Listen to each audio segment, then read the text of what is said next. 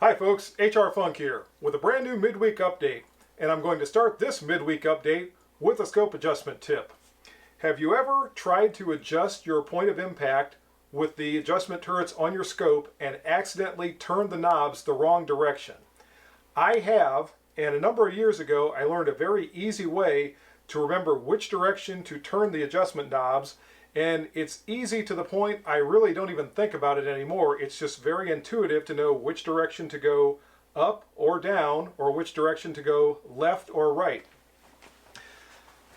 This tip is going to work with most scopes. Now there are a few that have adjustment turrets that go opposite to the direction that I'm going to show you with this technique. So you need to check this and make sure that it is the same for your scope. But if it is, again, this is a very easy way to remember which direction to go. Now, of course, you still have to be mindful of how many clicks you have to go for a certain number of minutes of angle or a certain number of mils or what have you. But this is just a very simple way to remember which direction to turn the knobs. And here is the secret of this technique. The secret is not to think of your adjustment turrets as adjustment turrets, but think of them as a bolt. And what I like to do is imagine my bullet sitting on top of the bolt for elevation adjustments.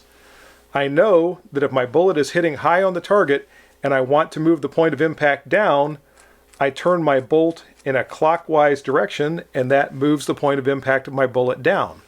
If I need to go up, I turn my bolt counterclockwise and that raises the point of impact on my target. Windage works exactly the same way, only now I imagine my bullet on the end of my bolt, and I've moved around so everything's in proper orientation for you. And if I need to move the point of impact for my bullet this direction on the target, I turn my bolt in, and this is a little easier when I'm not trying to do it in front of a camera. If I need to move my point of impact the other direction, then I turn my bolt the opposite direction and I imagine it pulling the bullet back to the right. So clockwise moves it to the left, counterclockwise moves it to the right, but I really don't even think about it in terms of right or left. I just think about which direction the bolt moves when I turn it clockwise or counterclockwise, and that's the direction I want it to move my bullet on the target. Again, check that against your adjustment turrets. Make sure it's consistent with your scope, but if it is, that's a very simple way to remember which direction to turn those adjustment turrets to move the bullet the direction you want it to move. And also in this midweek update is a sneak peek at a brand new pistol that's going to be appearing in a full-blown review video in the very near future.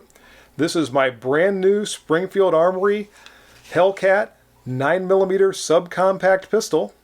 There's a lot of interest and excitement in these pistols right now, and I'm really looking forward to getting this one out on the range and seeing what I think of it, and I'm going to be sure to let you all know exactly what that is. And one last thing before I go, and that's a subscriber update.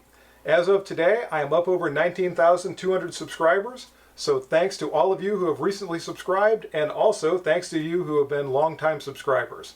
As a reminder, when I go over 20,000 subscribers, I'm going to have another live stream to celebrate the event, and all of you are invited. So that's it for this midweek update. If you have any questions or comments, as always, make sure you forward those to me. Remember, if you order anything from Optics Planet, be sure to use my discount code, which is... And if you use that discount code, it's good for 5% off anything you order from Optics Planet. See you next time, folks. And until then, good shooting. Bye-bye.